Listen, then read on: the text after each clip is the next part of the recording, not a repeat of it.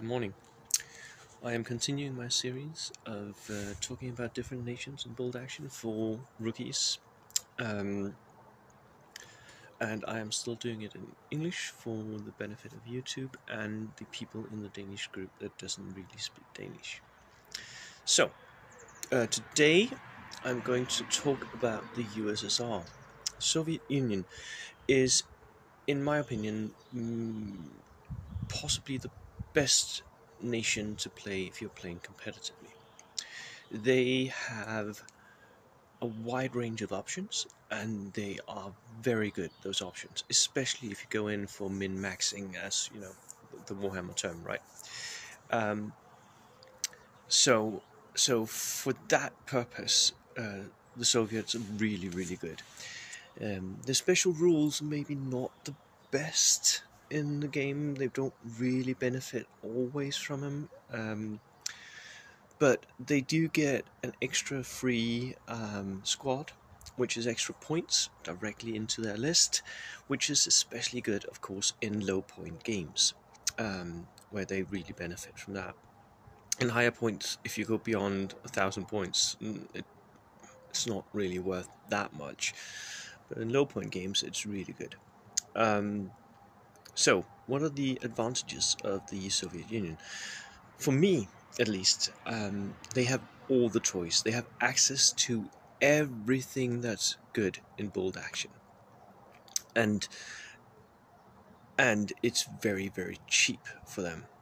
If you compare them to another list that has access to everything that's good in bold action, the Germans, then the Soviets get it much, much cheaper and can build much, much cheaper, which is a huge advantage compared to I'm going to talk about Germans tomorrow, I think, and I'm not a big fan of those. I haven't really seen them do well yet, but the Germans, the Soviets, they really do, and they can, especially in my view, build two types of lists really well.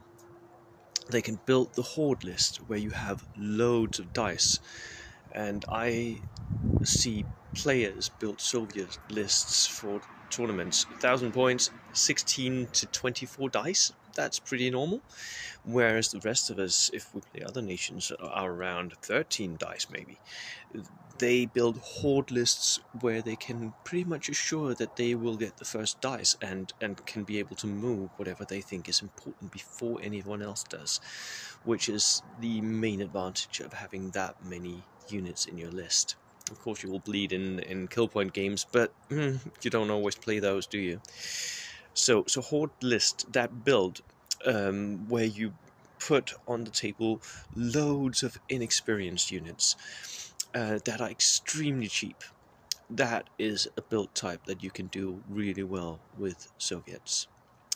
The other build that you can do also really well with Soviets, and this is why they're really good, because I don't think there are any other nations where you can do both of them, is you can build veteran builds, where you have loads of really good units that are tooled up with SMGs, and for Soviets you can have them, those tank riders, where you can sort of ride as a tank, on a tank, as if it was a transport.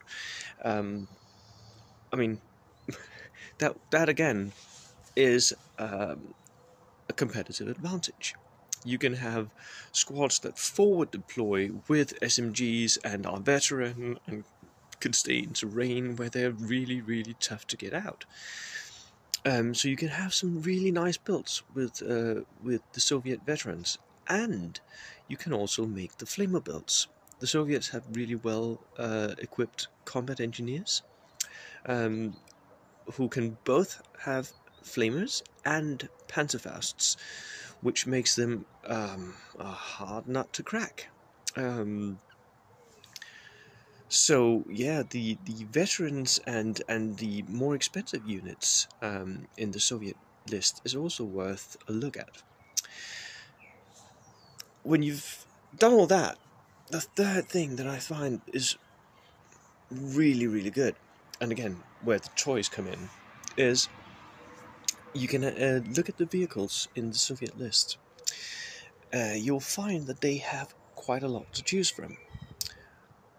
Not all of them good, of course, but the choices alone makes them more versatile. They have so many vehicles that they can pick and choose, and having access to Lend-Lease US tanks, including the Stuart, makes the Soviet vehicle list, the Soviet tank list, especially good. They even have access to the British Universal Carrier, I think, which again makes it possible for them to make pseudo tank lists when they're making their builds. Also, they have access to two of the best points for value vehicles in the game: the Katusha, which is a truck loaded with a multi-launcher. That's really good for making the enemies scatter so that they don't like clump up and use force at one point against your army, right? And the Tokarev, which has an obscene amount of MMG shots coming out of it. Again, it's a truck loaded up with a multi-MMG gun, basically. I think it has 20 shots or something like that. It's insane. At the same time as they have these very good vehicles, very good inexperienced infantry, very good veteran infantry, they also have very, very good anti-tank options. Because although it's not very historical, I'm told, I'm not the biggest World War II historical buff, although I do teach history. The Soviets have access to Panzerfausts, captured German Panzerfausts, which makes their infantry anti-tank option really the best in the game, in my view. They're so cheap, you can scatter them out in your infantry units, some of them anyways, and you can really boost their effectiveness or their threat to vehicles with that. Because one Panzerfaust, you might take out a tank. It might be a 9+ tank. It doesn't matter. A 10+ tank, it starts getting difficult, right? But 9+, 8+ tanks, they will fear you. Besides that, they have, in my view, the best anti-tank option in the game in the dog mines. The dog mines are extremely cheap.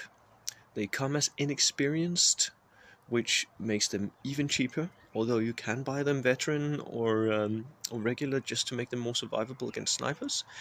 But the dog mines are basically a Panzerfaust with a 24-inch range. So you can move, you can fire the dog mine at 24 inches, which is a 30-inch threat range. And if you put them into a vehicle, maybe a Jeep, that includes that Jeep's movement again with a huge threat range. You can basically catch anything on the table then from your own back line, which is insane. Worse, they pretty much ignore pins, because once you manage to put the fire order or the advance order onto the unit, the pins don't matter, because the dog will hit on a 4+, no matter what. Even if your tank is in cover, it doesn't matter, the dog will hit on a 4+. That is game-breaking in my view. It is extremely good. There is some difficulty in using it, because you can only use it against stationary vehicles, so the vehicle cannot have moved before you do it. But again, it really works well, doesn't it? Right. I think that was it. I'll round off by saying that, again, the Soviets are really good. They're maybe not the best rookie beginner army, although you do get a lot of options. But they're also very, in my view, you have to buy a lot of minis, right? Because you have to have all the different units that you want. And if you don't know as a beginner what playstyle you have and what playstyle you enjoy playing, they can be very expensive just buying all the models, and therefore that's maybe one of the main disadvantages, in my view, of the Soviets. The other disadvantage is, of course, that they typically bleed points in kill point games, as I've said earlier. They become very, very tough to win with because you have that many small and maybe not super effective units that can pretty easily die. So, but if you're a player that is able to take care of your units, is okay with going down with more than half of your units, um, they can really work well. Cheers.